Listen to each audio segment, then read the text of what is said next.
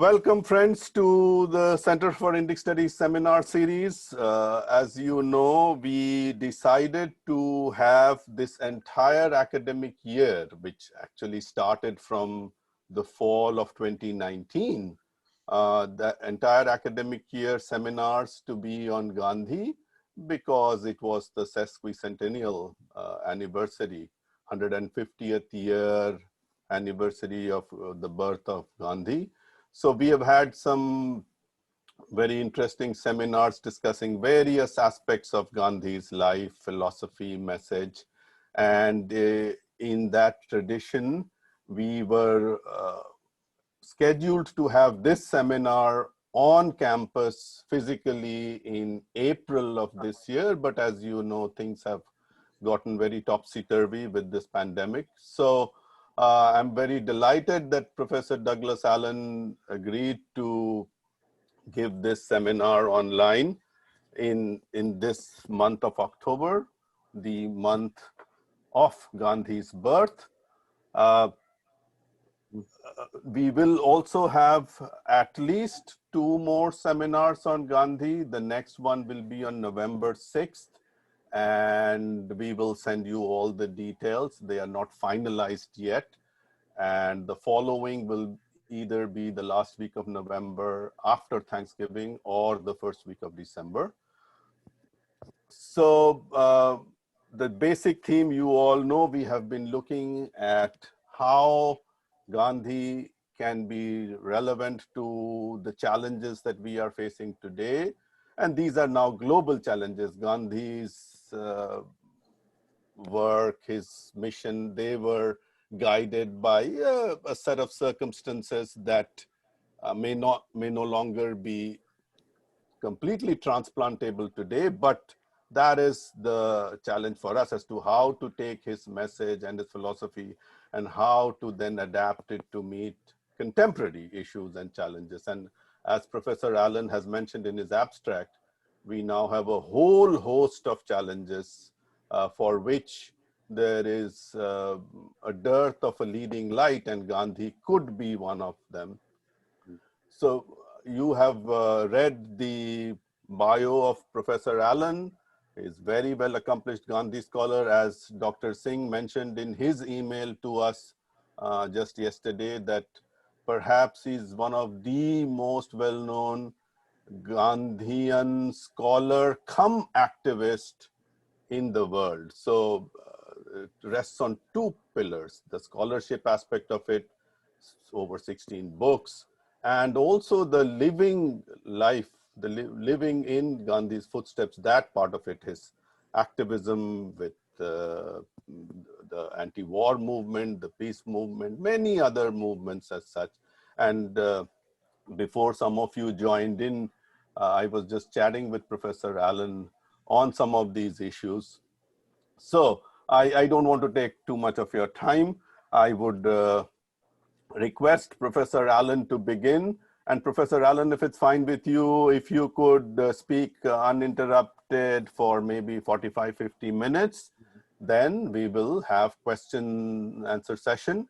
So we would prefer if you send in your questions through the chat box, because you know sometimes when people ask questions, the sound may get distorted and things like that. So as you listen to Professor Allen, if a question comes up in your mind, please write it in the chat box. And after the formal presentation, we will then ask that. Or if you would prefer, we can also kind of ask you to ask Professor Allen. So I will mute everybody, and I will. So Professor Allen, please. Okay, well,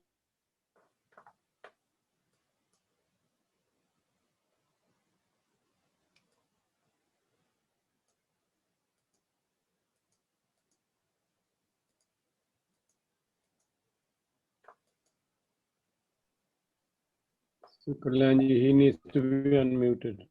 Oh, I'm so sorry. I'm so sorry.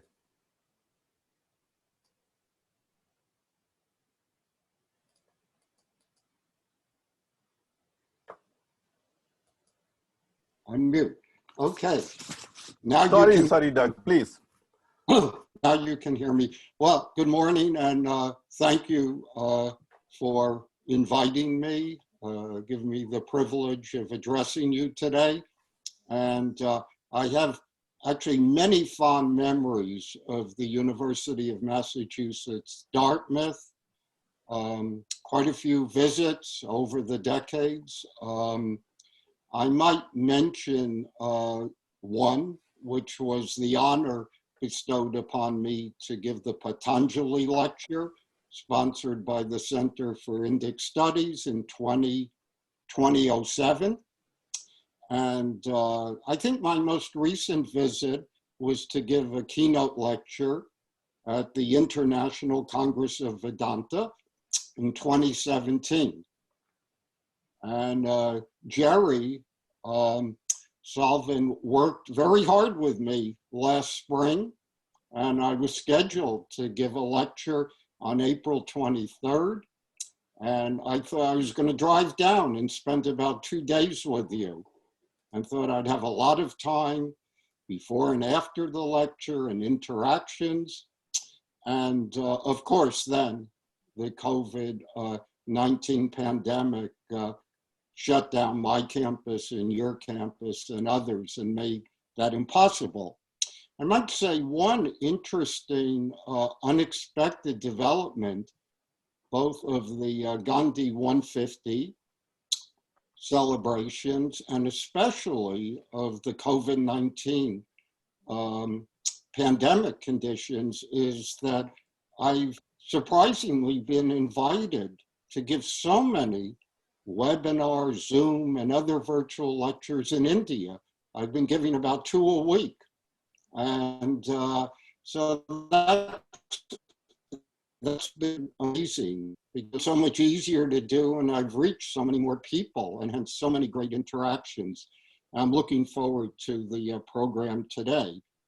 So the major theme of my lecture, and I think I'm going to throw a lot at you, and so I hope to get a lot of good questions, disagreements, your feedback. My major theme is that the philosophy and practice of Mahatma Gandhi, when selectively and creatively appropriated and reformulated, are invaluable as a catalyst, allowing us to rethink our dominant non-Gandhian and anti-Gandhian approaches today.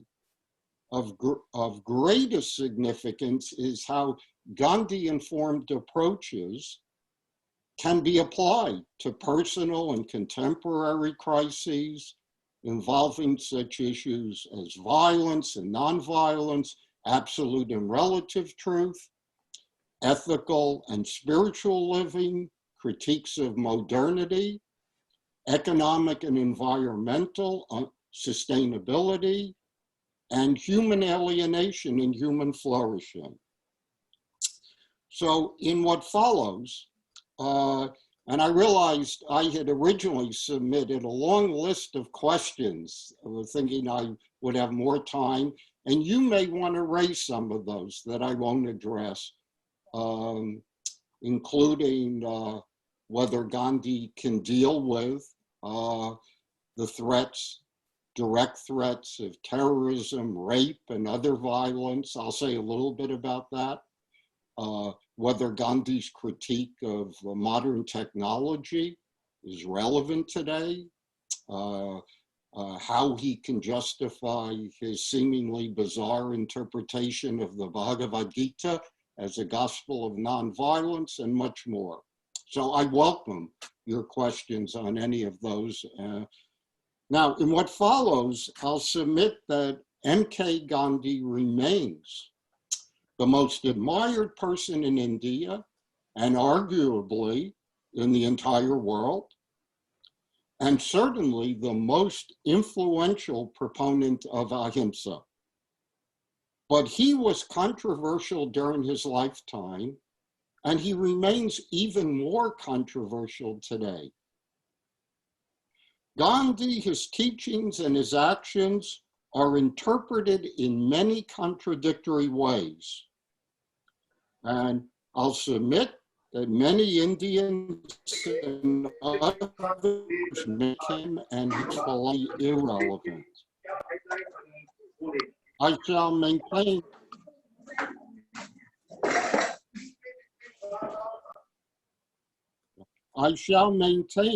that Gandhi's values, teachings, practices, and message with regard to violence and nonviolence in 2020 are more relevant and desperately needed today than ever before. In confronting issues of violence, hatred, class exploitation and inequality, gender, racial, ethnic, and religious oppression, immorality, untruthfulness, and environmental unsustainability.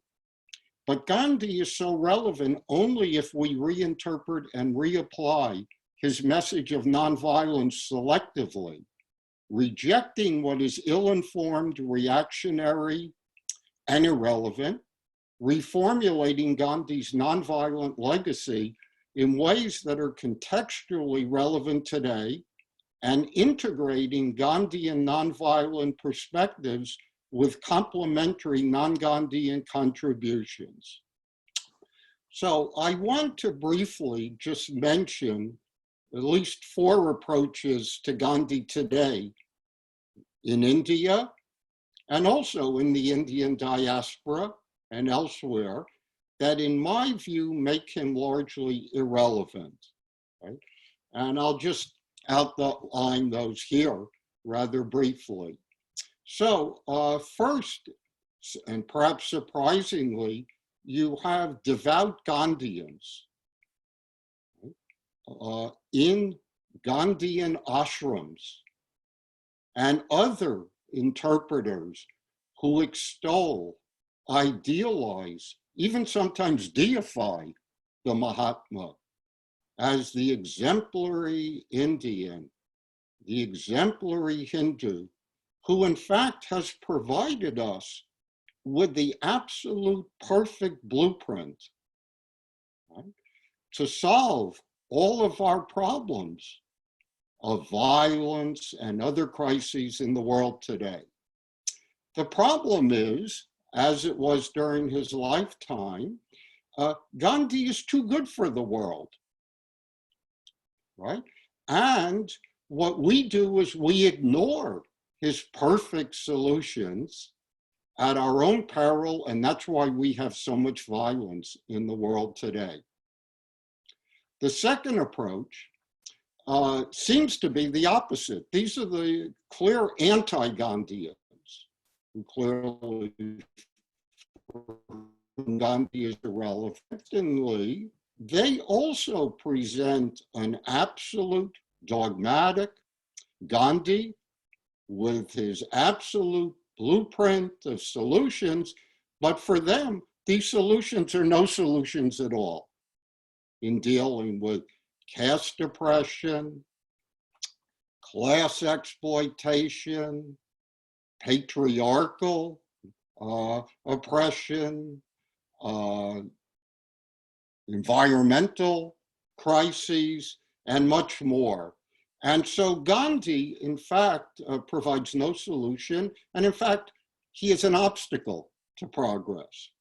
The third group is, for me, are those in India and correspondingly in the Indian diaspora and in the US who have the dominant political and economic and other power today. These are human beings who Gandhi identified as modern human beings who embrace, quote unquote, modern civilization, as Gandhi critiqued in Hind Swaraj and in many other works.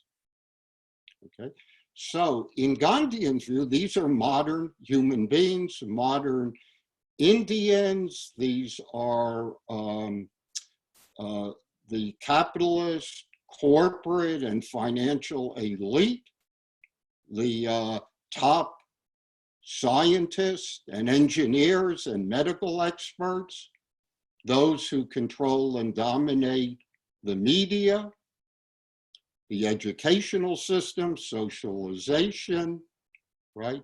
So for them, they don't know Gandhi. They're not very interested in Gandhi. At most, he's a minor irritant, but they can basically ignore him as irrelevant to their modern worldview.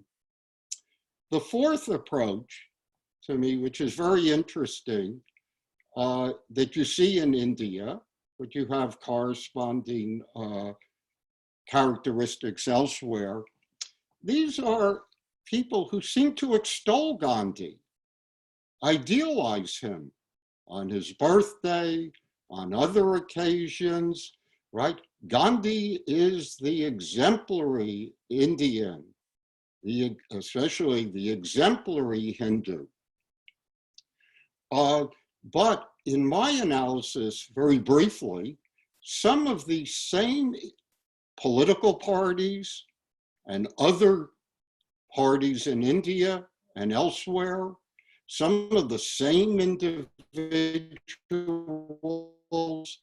I experienced this over and over again, they were very aggressive in attacking Gandhi as a traitor to the India, and especially a traitor to the Hindu people. Gandhi was responsible for weakening India. Gandhi was responsible for partition. Gandhi was responsible for Kashmir. Gandhi preferred Muslims and others to Hindus, right? And much more. Interestingly, some of the same groups and parties and individuals today extol Gandhi. But in my analysis, this is an irrelevant Gandhi in the sense that they use Gandhi ideologically to deflect attention away from their, in fact, very anti-Gandhian, modern, corporatist, globalist, violent, divisive, intolerant, xenophobic nationalist, and other anti-Gandhian values, priorities, and policies. Okay, so now I want to, the main thing is to share with you my interpretation of Gandhi's view of philosophy, and especially his philosophy of violence and nonviolence that informs his epistemology, his theory of knowledge, his ethics, his ontology, his view of reality. And to me, that's very, very relevant to the world in which we're living today. So let me share briefly two characteristics of Gandhi's, two features of his approach to philosophy that's very different from how I was taught philosophy in Benares under some of the top Hindu philosophers, Indian philosophers, and Western philosophy.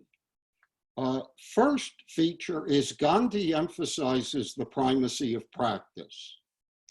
Gandhi is not very interested in abstract theories, abstract philosophical theories, or in some theoretical analysis of the philosophy of nonviolence. Gandhi's philosophy is action-oriented.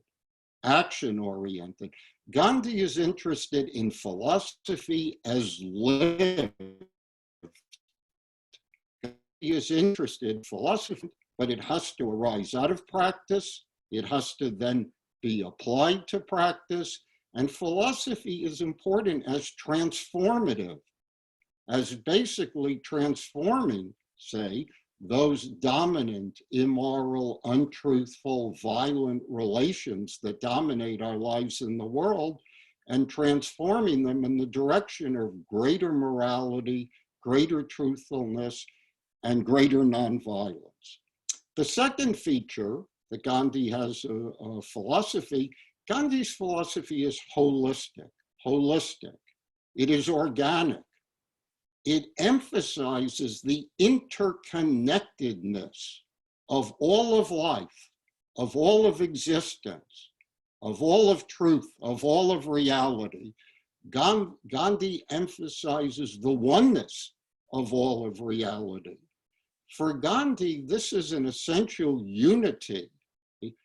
For Gandhi, in this interconnected, dynamic philosophy, what unifies us as human beings with other human beings, with other sentient life, with all of nature, is more fundamental than what divides us.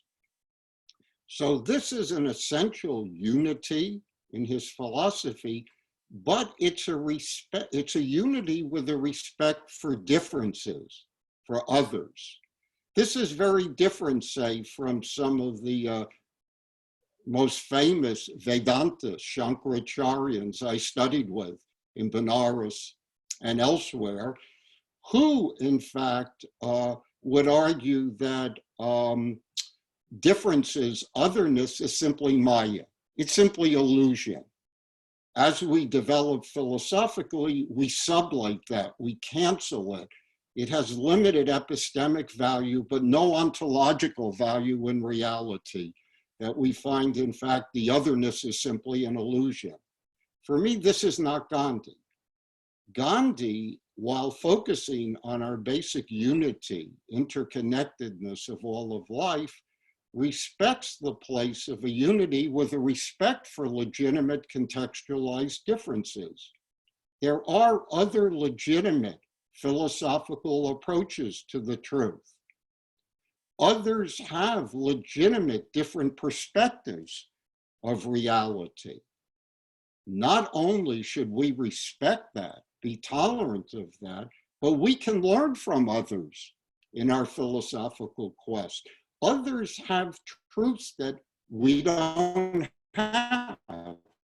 And when we act, this allows us, in fact, to deepen and broaden our own philosophical, moral, spiritual positions. Okay, so now let's look at Gandhi's philosophy.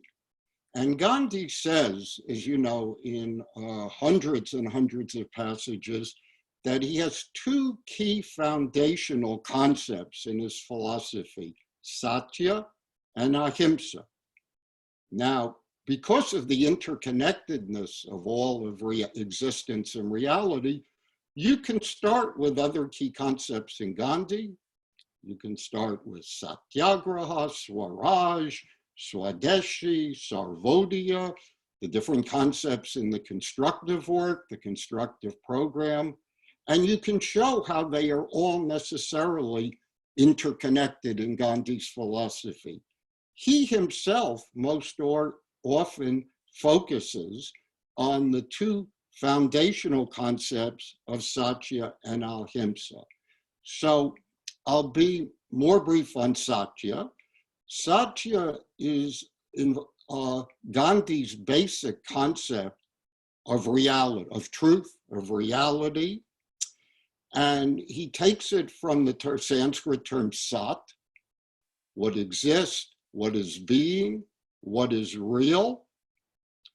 And the way Gandhi uses this is to refer here, satya as the view of what is real, what is permanent, underlying the impermanence of life, what is eternal, underlying the temporality of life, what is absolute, underlying the relativity of life.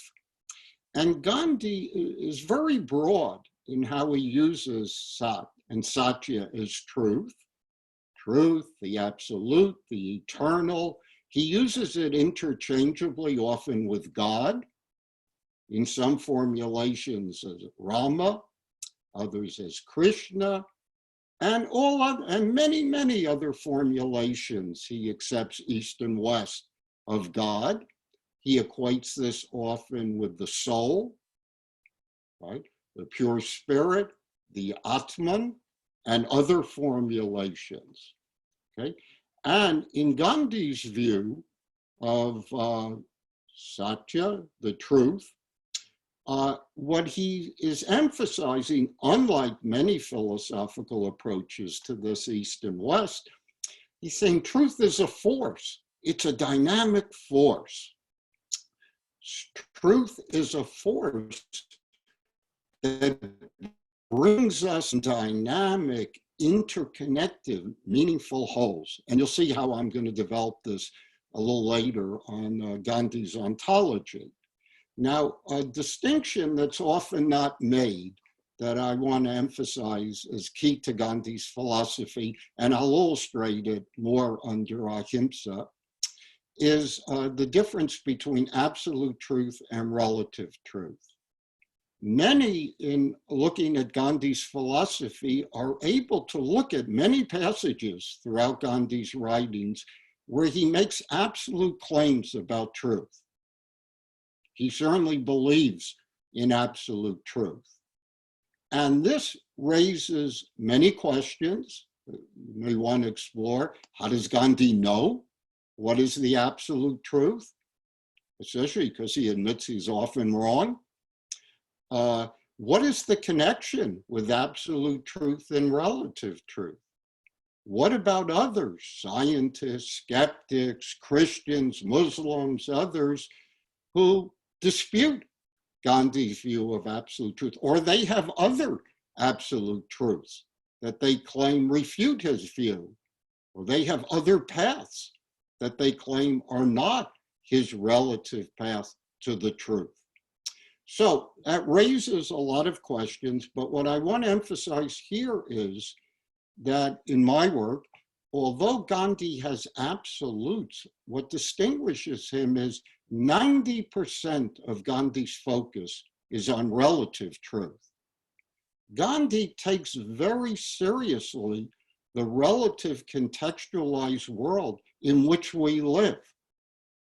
That is Gandhi's major concern, how we are situated in terms of our historical, social, political, economic, moral, environmental world, in terms of relative truth and untruth, and how can philosophy be invaluable in allowing us to confront, often very difficultly, Gandhi just doesn't have absolute, automatic, mechanical answers. Gandhi admits that in many of his struggles with truth, he feels he was a failure. When it comes often late in his life, he says, when he not only made Himalayan blunders, but in fact, when it came to Hindu, Muslim, and other communal violence, caste violence, much of sexist violence, and so many other issues, he feels late in his life that in fact, he didn't have a blueprint. In fact, he was struggling to the end to try to best ways of dealing with these crises in our world of relative truth and untruth. So this will be illustrated clearly under Ahimsa. Gandhi, which I'll focus in Gandhi's philosophy. Gandhi, of course, from the etymology, he takes this ahimsa, referring to no or not, himsa, harm or injury. So it's do no harm, avoid injury. In this regard, Gandhi was greatly influenced by Jainism, particularly, from which ahimsa is one of the foundations, but also many, many sources in traditional Vedic and other Hinduism, Buddhism, and also some Western sources, Tolstoy, many other, and how he interpreted the essence of the Christian gospel, okay? So, and we usually translate this as nonviolence. So I'll use that term, that imperfect term. So for Gandhi, keep in mind, when Gandhi talks about ahimsa or nonviolence, he emphasizes the primacy of practice. It's not some abstract theory. Gandhi is concerned with how do we live a nonviolent life. And in that sense, for Gandhi, ahimsa, or nonviolence, is an active force. It's an active force. It's not passive, This is part of Gandhi's critique and challenge to much of traditional Jainism, Hinduism, the whole sannyasa tradition of renunciation, a lot of Buddhism, and other forms that seem to affirm ahimsa, but for Gandhi, they're too passive. And most they've had avoiding violence by simply don't do violence, don't injure, and in fact, as a way of liberating yourself, renouncing this world of violence. Gandhi challenges us. He says there's nothing passive about my approach to ahimsa. In fact, Gandhi keeps affirming that for him, nonviolence is in fact the most powerful force, far more powerful than any forces of violence. So let me develop a little bit how I've attempted to interpret Gandhi's philosophy of nonviolence in ways that challenge and I hope broaden and deepen our usual understandings. So Gandhi said, let me say, when I've spoken about this, it's rather easy for most of the audience, at least there, to affirm nonviolence is better than violence. Love is better than hate. Kindness is better than cruelty. Justice is better than injustice, and so forth. Usually they then qualify it. Unfortunately, we live in a world that isn't like that. So sometimes we have to use violence in the name of nonviolence. We have to go to war in order to establish peace. Or, on the world in which I'm living, unfortunately, I have to be concerned about number one. My own may be selfish, but that is what it takes economically, socially, politically, and so forth, simply not just to survive, but also to get ahead in this world. Okay. Now, in all these cases, I would say, the way violence is being used and nonviolence is in an important but very narrow way. It usually refers to examples of overt physical violence. In other words, I'm against just homicide. I'm against killing. I'm against torture. I'm against rape. I'm against certain terrorism. I'm against bullying. I'm against domestic violence, and so forth. Okay. For Gandhi, that's important. Gandhi is concerned about overt physical violence, and after all, he was assassinated, right, on 30 January 1948 by at least an act of overt physical violence. But for Gandhi, in my interpretation, this is a small part of overall violence and correspondingly nonviolence, at most 10% of violence. So what Gandhi is saying, most of us who affirm nonviolence are actually very violent or complicit with violence. How can Gandhi say this? So the way I've tried to develop this is in two ways. First, what I've called the multidimensionality of violence and correspondingly nonviolence. So we have overt physical violence, but Gandhi spends a lot of time on inner violence, psychological violence. It's very important. In other words, if you are a person who is full of hatred, rage, you may not go out and kill someone, but you are a very violent person. And that violence will be reflected in how you view yourself, your family, your neighbor, your community, and others. Okay, in addition to psychological violence, Gandhi spends a lot of time on linguistic violence. Language can be very, very violent. That's why, in other words, Gandhi says it's so important, language acquisition, that the youngest child, 2, 3, 4 years old is exposed to. If they learn violent language, that's how they're situated in their world, how they experience things, and then how they express themselves. This is a disastrous dimension of violence. Whereas if at an early age, they are exposed to nonviolent language of kindness, of concern for others, of love, of caring, and so forth, this will have an important effect on how they view themselves and the world in which they live. I've applied this many times, even to a classroom situation, how violence can be used to shame, to embarrass, to humiliate, and to control others in ways that Gandhi would say are very violent. Gandhi spends, surprisingly, because he's mainly a great moralist in my view, a great ethicist, Gandhi is mainly concerned that you live a virtuous life, a life of character, right? But for a great moralist, Gandhi probably spends the most time on economic violence. For Gandhi, economic violence is equated with exploitation. Exploitation is violence.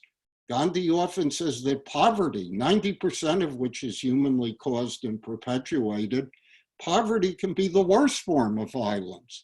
So for Gandhi, in terms of the dimension of economic violence, Gandhi is talking about the hierarchical, asymmetrical relations being established between the haves and have-nots. For example, between the 1%, the billionaires, those with the wealth who control the means of production, the financial capital, the land, the resources, and the rest, the have-nots. In fact, who have to, in varying contextual ways, have to basically establish relations in which they are dominated by haves. So we could certainly develop that. If there was more time, we could talk about cultural violence, social violence, political violence, ethnic violence. Gandhi talks a lot about educational violence. Gandhi talks a lot about religious, traditional, hierarchical, religious violence.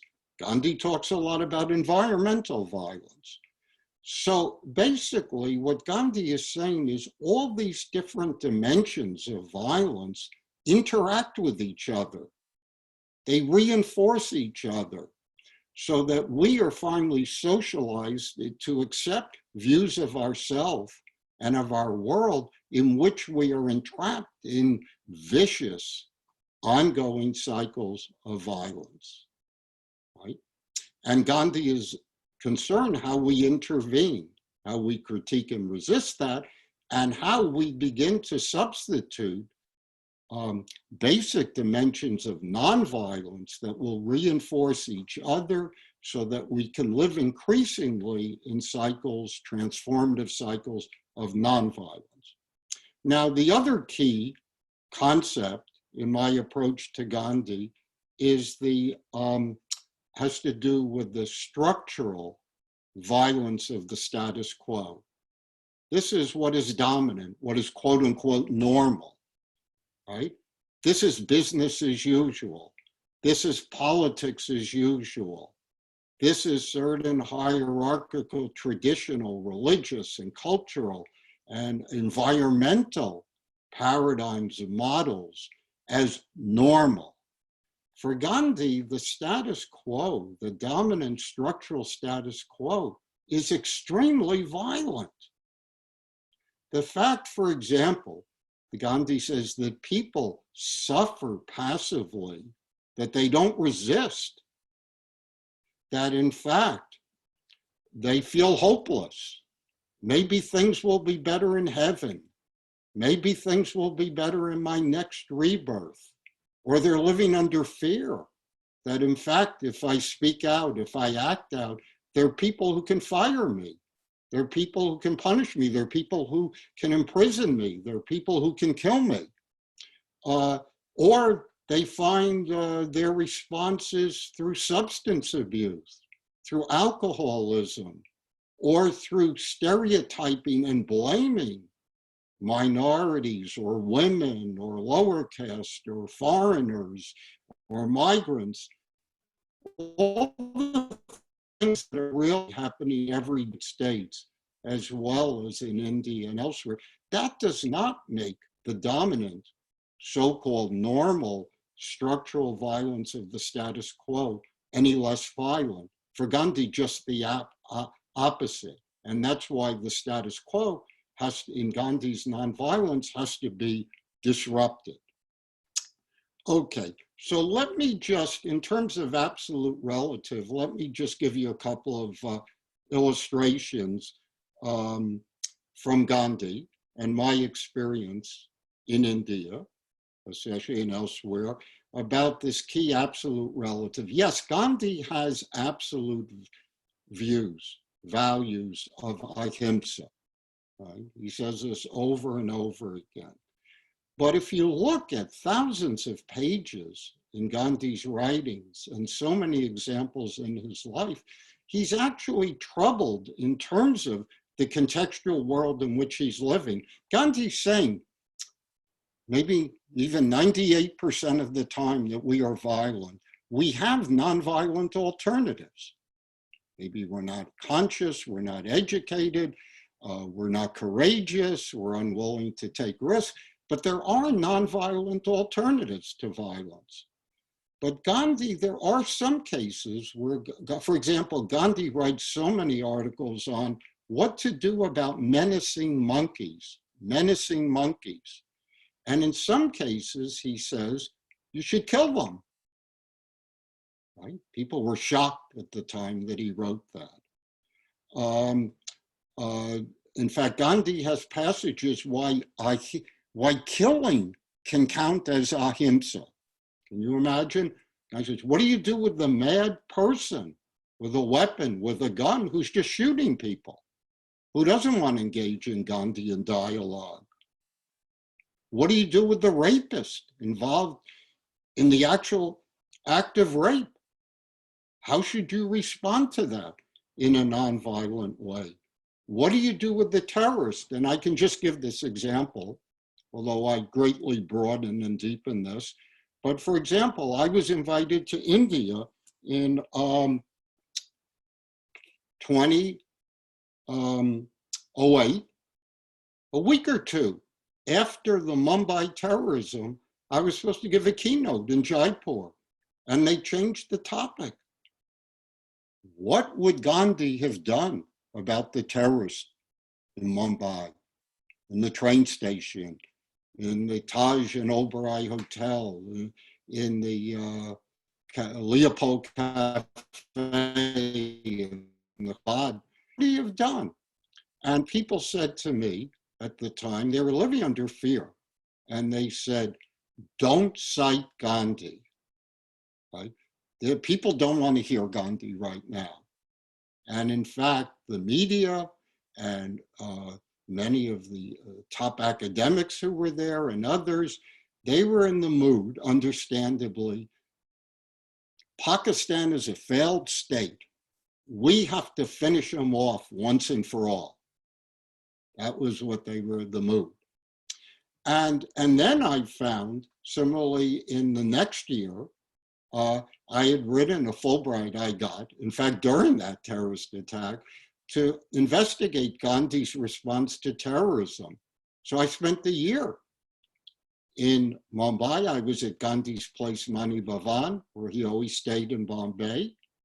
And it was interesting because I did so much work with the person who'd been the police chief in Mumbai, some of the terrorist experts from the central government and elsewhere, because what I presented was a view in terms of absolute and relative that Gandhi said there are some cases, you always uphold the ideals, the absolutes of nonviolence, but there are cases where the most nonviolent thing you can do, there are no nonviolent options, is to act with violence in the name of nonviolence. So in my interpretation, Gandhi would have said about those terrorists in Mumbai, you have to stop them. And if there's no other way, you have to kill them or physically, however, stop them, because that's the most nonviolent thing you can do. The difference is, Gandhi would say, when you act violently in those cases, don't glorify it. What you've done is not great. In fact, it's sad, it's tragic. It's an indication of human failure that we have created this relative world where we require recourse to violence. And so what Gandhi would say, limit the violence in terms of its duration, its intensity, to the minimum that's necessary to prevent that ongoing violence, and then do everything in your power to change the dimensions, the economic, the political, environmental structures that gave rise to that violence, so you don't become trapped in endless cycles of terror and terrorism and violence and destruction, immorality, and so forth. Okay, so let me just summarize that God challenging you. Gandhi says that in his nonviolent advice is that current dominant hatred, divisiveness, and dehumanization of others as essentially other and not like us is violent. Economic and social inequality between the haves and have-nots is essentially violent. Humanly created and maintained poverty is violent. The construction of the immoral and untruthful modern ego-defined individual with its ego desires, ego attachments, ego possessiveness is essentially violent. Xenophobic state nationalism is violent. The dominant hierarchical, institutionalized economic, political, social, cultural, media, religious, class, caste, gendered, and educational systems are multidimensionally and structurally violent. They reject the inclusivist, interconnected, egalitarian, decentralized, substantively democratic, multi-sided, tolerant, dharma-based, moral and truthful basis of Gandhi's visions, teachings, and practices for 2020. So one thing I can add is that what I haven't emphasized is key to all of this in his approach to truth and nonviolence and everything else is Gandhi's famous focus on means and ends.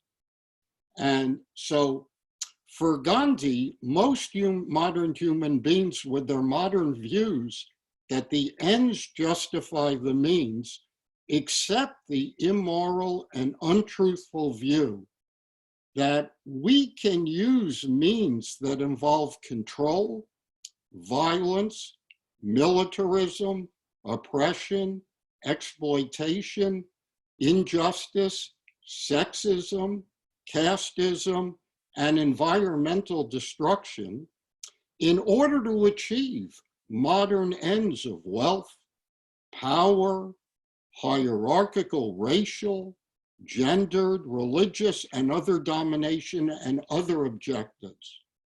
This often involves ideological justifications by appealing to anti-Gandhian concepts of peace that is really unjust and violent, materialistically defined development, and modern criteria for happiness and prosperity. In Gandhi's interpretation of violence and nonviolence, we are socialized today to accept the assumptions and values of neoliberal corporate capitalism, profit maximization, globalization, ego-driven materialism and consumerism, worship of technology, militarism, multi-dimensional forms of violence, and the exploitation and domination of nature. So what I was going to present but I'll skip for now because of time and just come to my conclusion. In terms of means and ends, I was going to show how Gandhi's position is not just moral, and it's not just, as many Gandhians present, that nonviolence can be a means, a technique, a strategy, but it's not a philosophy or a creed. I was going to show, in fact, how there is an ontological, metaphysical, philosophical view that Gandhi has of violence and nonviolence, truth and untruth, why in fact nonviolence allows us to realize the nature of truth and reality, whereas in fact violence separates us from, in the most essential ontological way, in terms of its presuppositions, values, worldview, from the nature of truth and reality. So let me come just to the conclusion that Gandhi's philosophy of violence and nonviolence and truth is relevant for Gandhi 150 today and for the future of the USA, India, and the world. So Gandhi-informed thought, philosophy, and practices are certainly relevant, indeed more relevant than ever in addressing our current crises of violence, war, conflict, hatred, divisiveness, exploitation, inequality, caste and gender, and racial and ethnic and religious oppression, imperialism and xenophobia, nationalism, alienation and lack of human flourishing, economic and environmental unsustainability. What is now needed, in my view, is to engage Gandhi through creatively selective readings, interpretations, and applications, and open-ended, dynamic, contextually relevant, nonviolent rereadings, reinterpretations, and reapplications. In doing this, we honor Gandhi and his legacy, recognizing that Gandhi does not have all of the answers, that he has not provided us with a fixed, absolute, perfect blueprint of nonviolence and truth, with the solutions to all of our crises.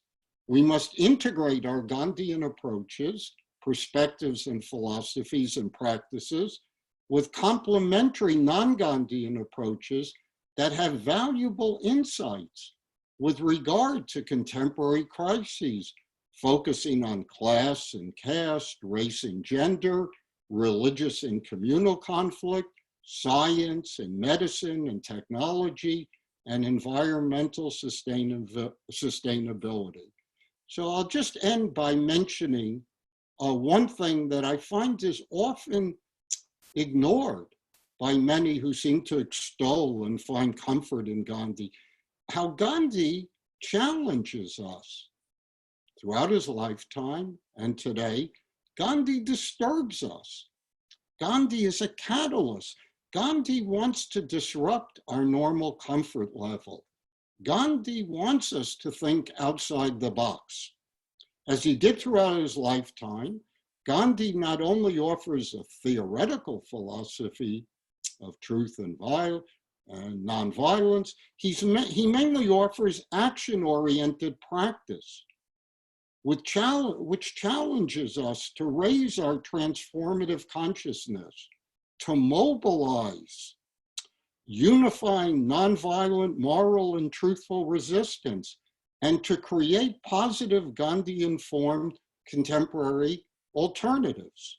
As during his lifetime, Gandhi's legacy today is to serve as a catalyst to make us deeply uncomfortable with dominant modern life that is so violent, so that we are motivated to reimagine, reconceptualize, recontextualize, creatively and selectively reformulate and reapply how to live nonviolently, morally, truthfully, and sustainably in our world of 2020 and in the future.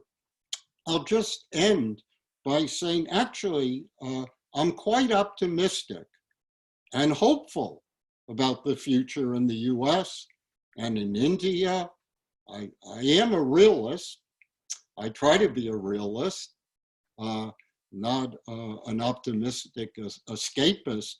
But when I observe what's been happening, say in the last 6 months in the US, and you find throughout the world in the Black Lives Matter and other movements, in the environment and dissatisfaction with the status quo, in an open attitude into qualitatively different ways of relating, I am impressed. I'm especially inspired by the youth. And I have hope that the youth will create a world that is more nonviolent, more tolerant, has greater kindness, greater justice, and is much more sustainable than our world of 2020. So with that, I thank you for your patience, your attentiveness, and I look forward to your questions and other comments. Thank you so much, Professor Allen, for this very comprehensive analysis of Gandhi's message and the relevance to us today. As usual, it makes many of us very uncomfortable, but that indeed is a challenge that we should accept. And while you were speaking, there have been many messages in the chat box, and I would request Professor Balram Singh, if you could please, because he is the one who was kind of answering to some of those chat messages as well. So Professor Singh, if you could crystallize it into one question or perhaps a couple of questions. Okay, I thought I just put those questions for people's consumption. Hi, Doug. How are you? Hi, good to see you. Enjoyed your presentation as always. Well, I mean, one observation is that you were saying, well, for Gandhi, everything goes. I mean, killing is also okay, beating is also okay, and it's all non-violence. And on the other hand, discrimination of any kind or even chiding people of some kind is a violence. So it looks like Gandhi had full freedom of whatever he wanted to decide, which I think is okay if somebody like him who understood and lived up to some of the principles. But when it comes down to people, earthly people like us, who want to understand and follow, and especially what is written, it becomes very difficult. So how do we distinguish that, what Gandhi meant and said, and for him it was important, versus how we interpret? Because if the killing was a non-violence, then a lot of people say, okay, that's what we are doing. Is Gandhi everything to everybody, or nothing to nobody? Yeah. So thank you for that question. And I would say that Gandhi, and how I interpret Gandhi and how I try to live Gandhi-informed values in my life and my activism, as well as my philosophy, Gandhi would completely reject the formulation that my friend Balram just presented. Gandhi would say, no, killing is not okay. And it's not the case that anything goes, right? Some people, they kind of relativize Gandhi. They think Gandhi is just telling them, do your own thing. He's so tough. That wasn't Gandhi at all. Gandhi is very strict. So what Gandhi is saying, killing is not okay. 99% of the time, killing is immoral. It's untruthful, right? It's not acceptable. 99% of the time. And it's not that anything goes. And Gandhi has many passages. For example, Gandhi in his own lifetime was very interested in having dialogue with Indian terrorists, including in England, very significantly later. Gandhi was very interested in engaging them because he said he didn't just dismiss them. He said, Here are people who are human beings like I am. Sometimes they are very courageous. They have great moral concerns. They care about Indian freedom, Swaraj, all this, but they act in such untruthful, right, violent, immoral ways. So he wanted to engage them to try to get them to see why, in fact, they were simply parroting the worst values of modern Western civilization, and why, in fact, there were alternatives to Swaraj, to Indian freedom, liberation, and so forth. So Gandhi would say it's not that anything goes, just the opposite. And the examples I gave are very small examples. Gandhi would say 99% of the time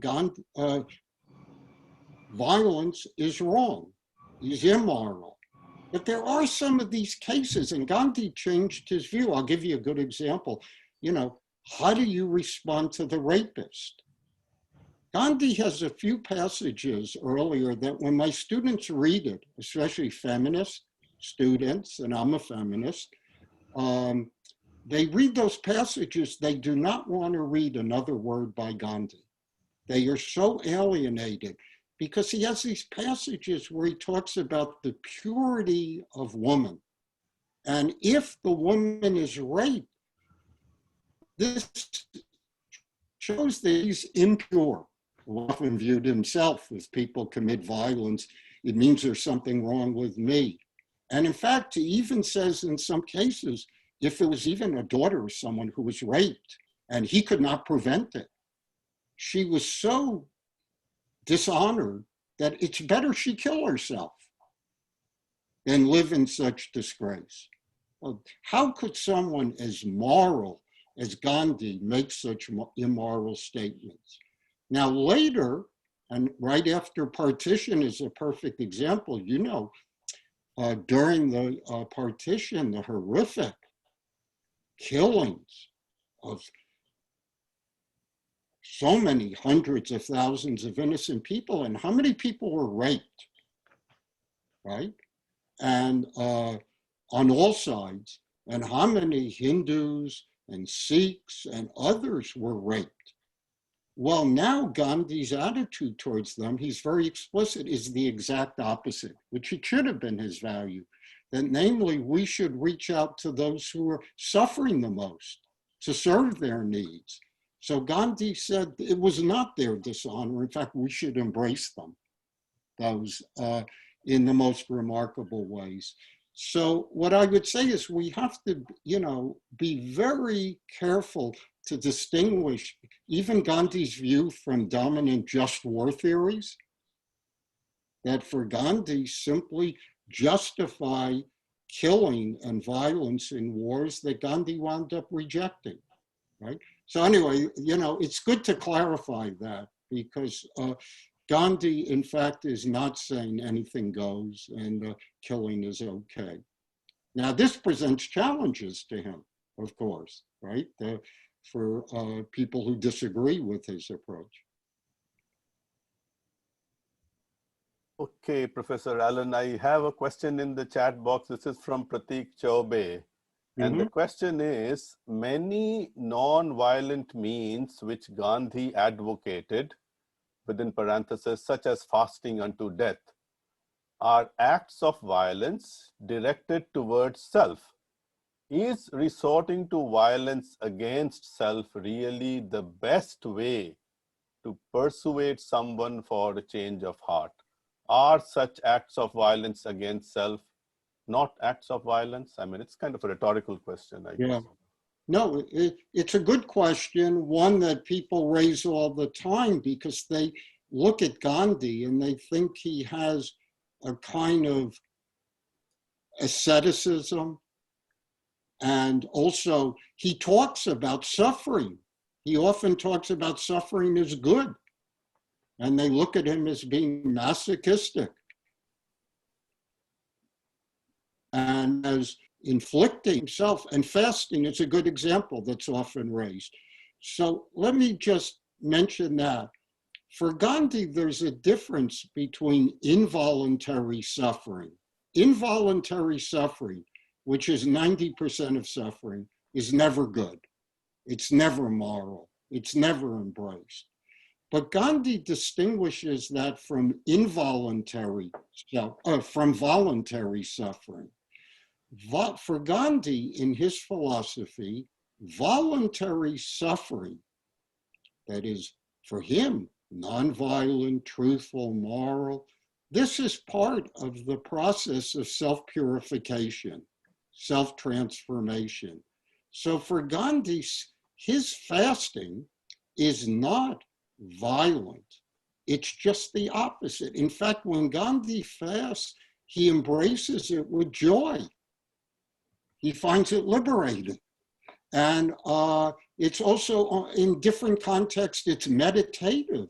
It gives him a chance to kind of process and to increase his consciousness and understanding, often of very violent situations in which he feels he doesn't have an answer. He doesn't know how to respond.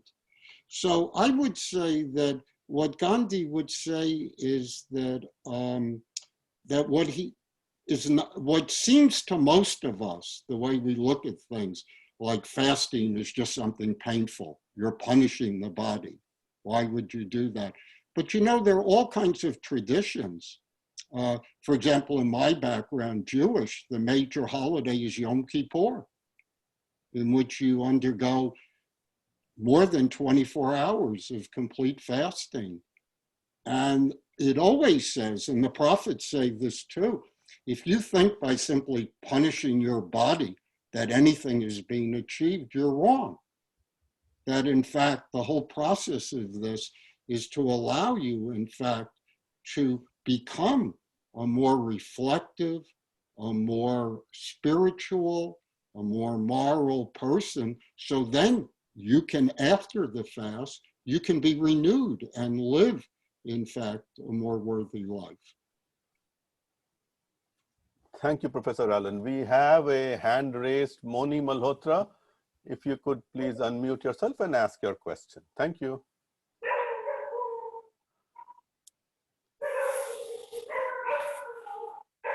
Please unmute yourself. Moni, unmute yourself. Moni, can you hear us? Here I am, yes. Can you hear me? Yes, yes, now we can hear you fine. Please go ahead. The process of independence was ever changing. It lasted over several decades, and there were changes in leadership. So, you know, initially Lokmanya Tilak, who was a Karma Yogi and who had a difference of opinion with Gandhiji about use of violence, was also a great leader.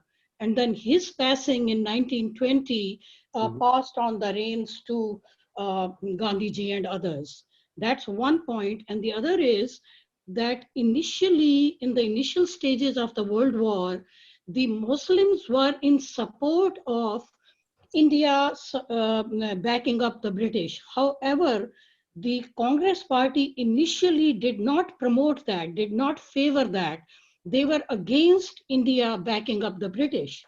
So Gandhiji's action was actually an amalgamation of spiritualism and pragmatism, because if the Muslims supported the British and the Hindus didn't, then the British were threatening to give the reign of power to the Muslims when they left India, because they were going to leave India, because Churchill and Roosevelt had in the Atlantic Charter come to an agreement that after the World War, the colonialism will have to be abandoned. That is a separate issue which I won't go into. So the Gandhiji being, having been trained in the Western world, and he also, when he addressed the gathering in London, he quoted, actually, he cited Atlantic Charter and the agreement of Churchill with Roosevelt. So Gandhi, actually, in my opinion, was goal-oriented, and what he did was very pragmatic. He brought spiritualism in the forefront because we were under the British. The only way out we had was by non-violence. Non-violence in terms of if we go violent, we can't back it up. So in non-violence and in keeping with the pragmatic thing that if we do not support the British, we will lose everything to the Muslims. So, nobody talks about that. The Gandhi's approach was absolutely the correct approach, where he used Rajniti, where he used Gita. And now, Tilak was Karam Yogi, and he said, violence is justified. But his approach was bullish. Gandhi's approach was clever. We have to think of it as a clever approach where spiritualism and action and pragmatism, they both took place. And he was so clever that he didn't let people see through his pragmatic and his clever approach. So my hat's off to him. Okay, so you make some very good points, but your basic position you wind up with, for me, in my interpretation, is not Gandhi, or it's a position that Gandhi rejects. I am a great admirer of Tilak and many others. In fact, in the extensive work I've done on the Gita, I talk about how the different interpretations that many of the 19th century, 20th century freedom leaders, how they use the Gita in ways that it's not a gospel of nonviolence. And how can Gandhi justify then the interpretation he gave? And I tried to give a very nuanced, complex one in which Gandhi grants, for example, that the early commentators, later leaders, philosophers, they did not view the Gita as a gospel of nonviolence, that he's doing something new and creative, and how can he justify that? I do agree with you that Gandhi is pragmatic in some ways that in fact are open to critiques. And I think it was very complex about what was happening at World War I and the position, the Muslim position, the position Gandhi. Sometimes Gandhi, in his relation also with Muslims and British, was very pragmatic. For example, but I don't agree what you said about Churchill and so forth. I don't think that was Churchill's position until Churchill was against Indian independence. Totally. Churchill did not want to leave colonialism. He was for colonialism, and that is why he lost his election. And then he regained it later on after meeting with Roosevelt. Roosevelt and Churchill did come to this conclusion that after the World War, the colonies had to be given up. That was one of the conditions that Roosevelt had cited to Churchill. That was the point he made when they met in Newfoundland. Yeah, I think that's, but anyway, let me just leave that. What the thing to me that's more complex in terms of what you said was that Gandhi was quite pragmatic, and when it came to World War I, Gandhi did enlist. Gandhi worked to enlist, even though he himself did not claim to support violence. Gandhi worked to recruit Indians to serve in World War I on the side of the British. Yes, later on. And Gandhi, and Gandhi, if you look back, and I'm much more critical than some of the Gandhians on this, if you look at the position that Gandhi took towards the British in the Boer Wars in South Africa, especially in the Zulu Wars, right, in South Africa, to me, they're unjustified. And Gandhi was using, because he wanted to show the British, in the name of Indian independence, that Indians, in fact, were not backward, superstitious, cowardly. In fact, they were loyal citizens of the British Empire, And he thought then they would be rewarded by the British.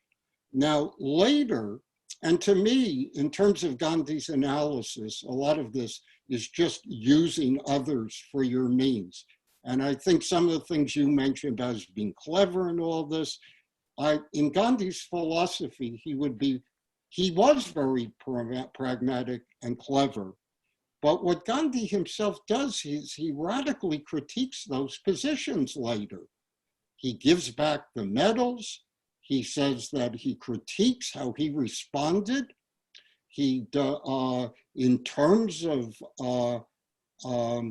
ways that were unconscionable, using Africans, native people, others, simply for his own means, his own pragmatic ends.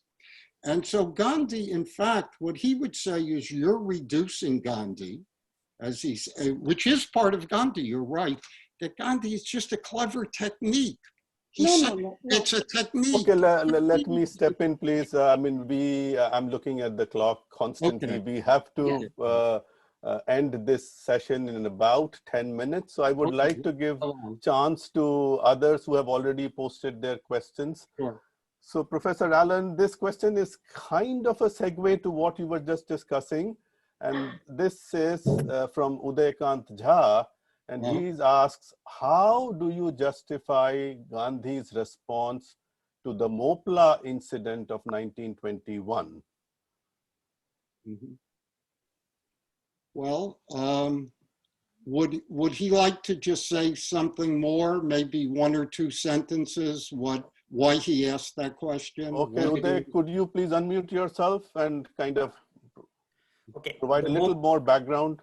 Okay, Mopla incident happened in Malabar region of Kerala, and it was aftermath of World War I, when the Ottoman Empire was abolished. So there was the Urdu word for caliphate is khilafat. Yes. Now Gandhi cleverly used the term disobedience because early brothers were arrested who were the instrumental in Shaukat Ali and Muhammad Ali, the separation of Muli. And he asked Hindus to support Khilafat movement, which was mixed up between disobedience and caliphate. Now this Khilafat movement went out of control, and 20,000 Hindus were killed in Malabar region. Yes. And Gandhi blamed Hindus for provoking Muslims to killing them. Yes. And he blamed Hindus, he blamed Britishers that they mishandled the situation. They blamed Hindu for provoking the thing, but he never criticized Muslims for this act. Yes, yes. Okay, yes, and I'm familiar with that. And again, it was an example for different reasons, because of time I won't mention, why Gandhi was going overboard in trying to befriend and support Muslims, right? And often in a very uncritical way. In that and in the whole Caliphate movement, it's a serious question as why was Gandhi so enthusiastic about a movement which in fact seemed to contradict so much of his own philosophy? And was that simply this kind of very narrow pragmatic means that he was trying to win over Muslims?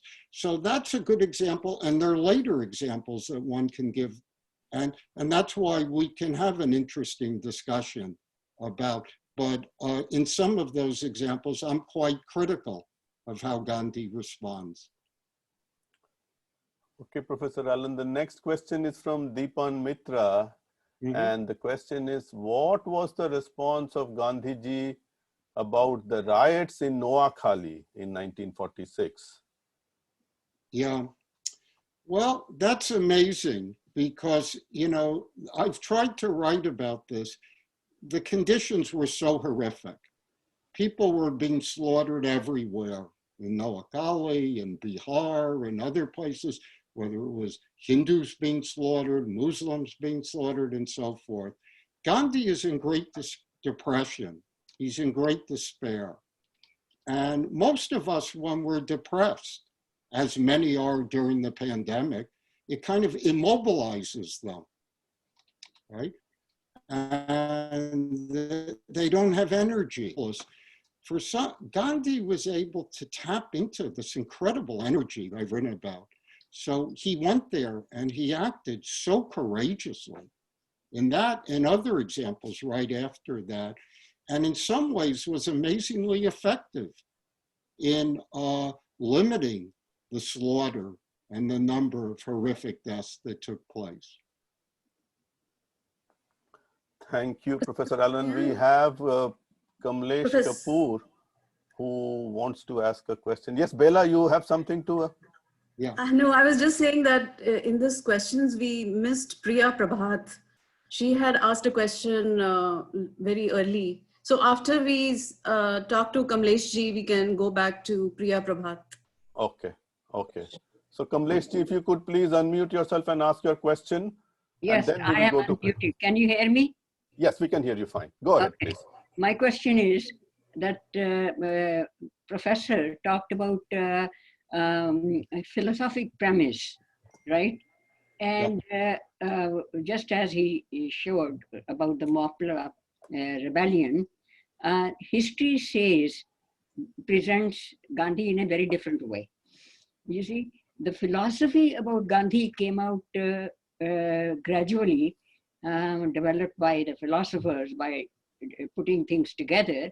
But as a historian, I just finished writing the history of last 100 years when Gandhi arrived from Africa and how he shaped the entire country and still shaping with these ideas from the background.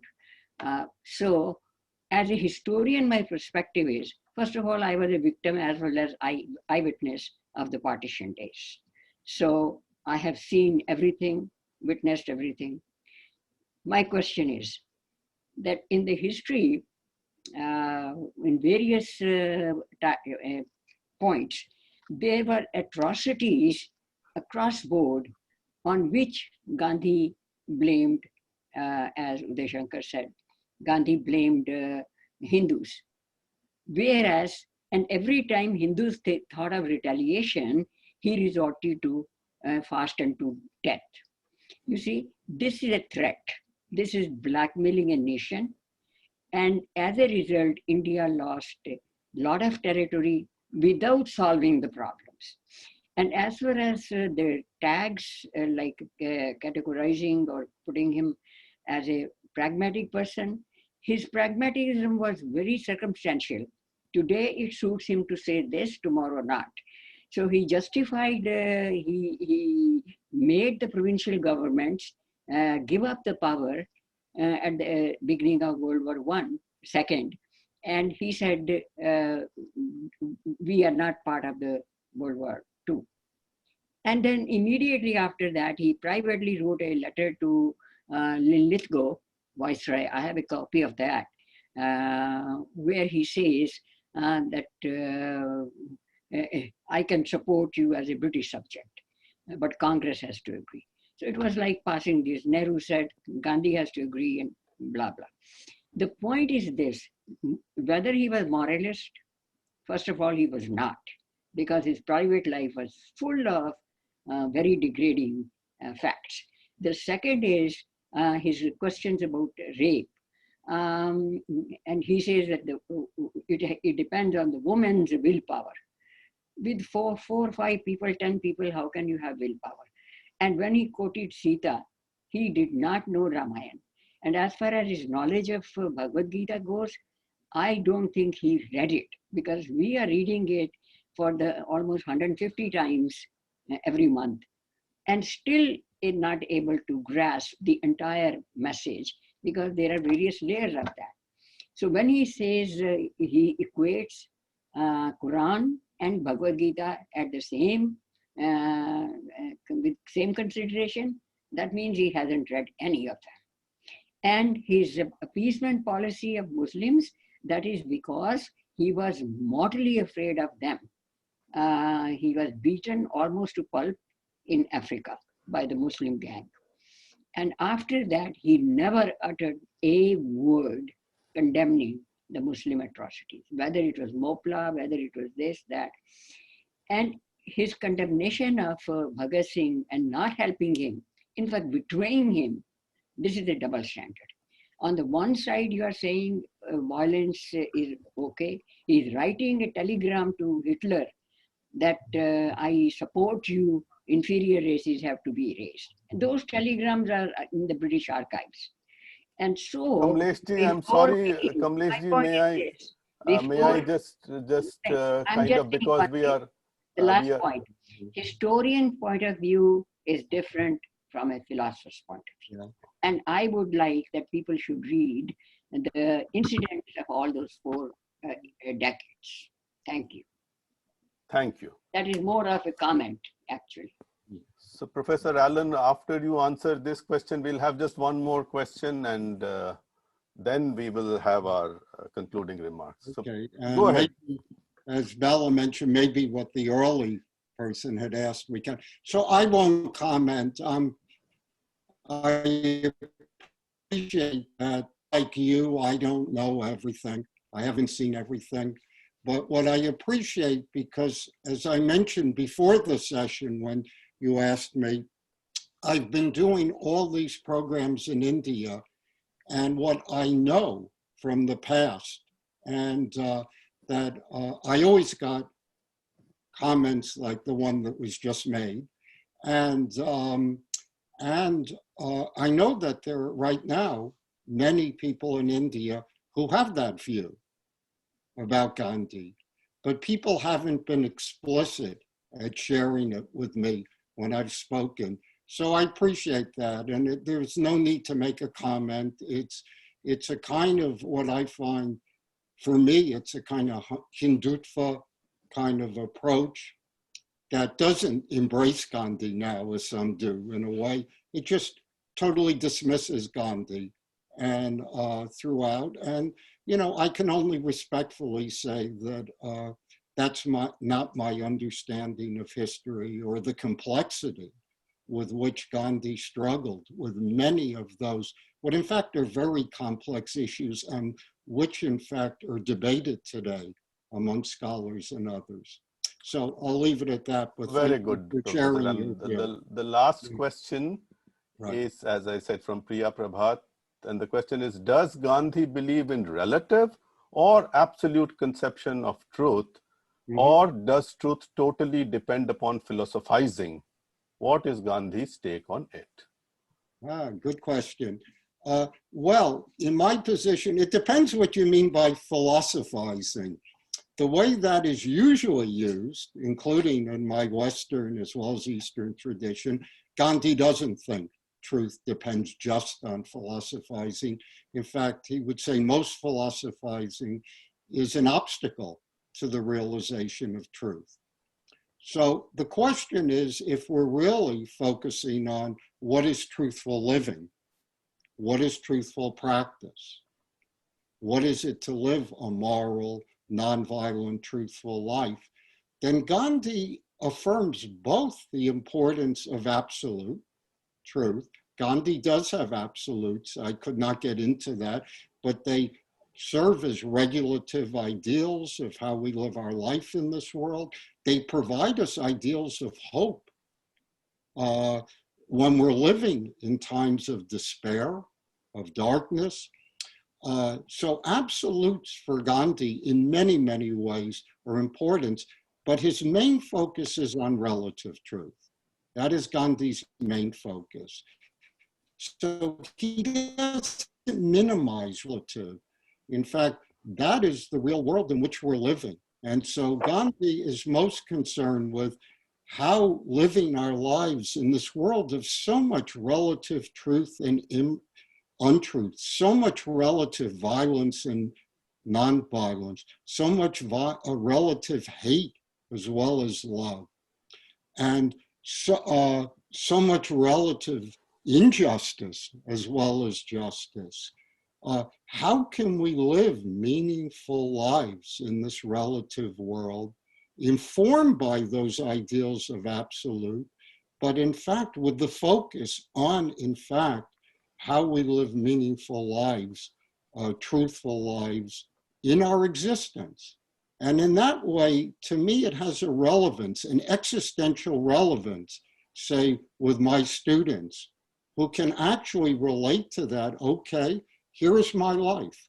Here's what I'm feeling about myself. Here's why I'm addicted to alcohol or substance abuse or opioids. Here's why I don't know my father and I have trouble getting along with my family. Or I have a horrible job that is, I'm just barely surviving with no hope for the future. Well, they can relate Gandhi's relative truth to their own lives in a way that is meaningful. It doesn't provide all the answers. I'm trying to make that point. What Gandhi says to me, a lot of the things aren't hopeful, and there are other sources that, in fact, in some cases can be more hopeful. But Gandhi really, for me, is valuable in people relating it existentially to the world in which they're living, personally, locally, all the way up to the level of how they relate globally, how they relate to other peoples in India and other parts of the world, in ways that really allows them to affirm some purpose, some meaning to their life that gives them hope and is much more fulfilling. So I would say you have to affirm both, but if you have a choice, some people have said to me in other lectures, which is more real, Gandhi the Mahatma or Mohandas Gandhi? I said, they're both, but if you had a choice, I would focus on Mohandas. Thank you, Professor Allen. And we are very fortunate to have with us in this meeting Professor Ramarao Pappu. For those of you who know, he is the founder of the International Congress of Vedanta, which is where which gave us this opportunity to have Professor Allen last time around on our campus. So I would like Professor Ramarao Pappu to give the concluding remarks. Professor Pappu, please unmute yourself. Thank you so much for coming to this session. You are muted, Professor Pappu. If you could unmute, please. Professor, you are muted. Okay. Can you hear me now? Yes, yes, please. Yeah, Doug, you started very well. These days, every time I go to India, when you talk about, when you say Gandhi, they think of Rahul Gandhi, Sonia Gandhi, Indira Gandhi. But nobody thinks of Mahatma Gandhi, you know. They know Mahatma Gandhi's birthday. Oh, today is the Prohibition Day, the day where you don't get liquor. You know. That is how he is recognized. That is the only way. And another thing I found is, in the past 2 decades or 3 decades, I never saw a statue of Gandhi erected anywhere. It's all Ambedkar statues everywhere. There are so many universities named after Ambedkar. There are very few Mahatma Gandhi colleges or universities I found, education institutions, is gone. Okay. Now, coming back to 150th anniversary of Mahatma Gandhi birthday celebration, there are 2 relevant issues, you know, that are bothering, at least in the Western world, as you know. One is Gandhi is denigrated by a group of people. Number one, there is a lot of demonstrations going on in California that Gandhi statue has to be removed from California State University in Fresno because Gandhi is a pedophile, Gandhi is a kind of is a racist, and so on and so forth. And even as recently as the Washington Black Lives Matter thing, the Gandhi statue was removed, you know, from the national parks, for which Trump said, hey guys, you know, he's one of your protesters, you know, why do you remove his statue? Trump said that one. That is one aspect of it. The second one is, especially the more serious one is, a lot of literature, especially in the past 5 to 10 years, you know, one way in which you can denigrate anybody, any great personality, is attribute some kind of a sexual instincts, you know, so that Gandhi really experiments with brahmacharya, okay, and is Gandhi homosexual, things like that, you know. This is a whole literature has come up in the past 5 to 10 years, you know, and lots of people are trying to answer those questions. This is one way in which you can denigrate anybody, is just to bring some spot there connected with sex, and the whole thing is gone, you know.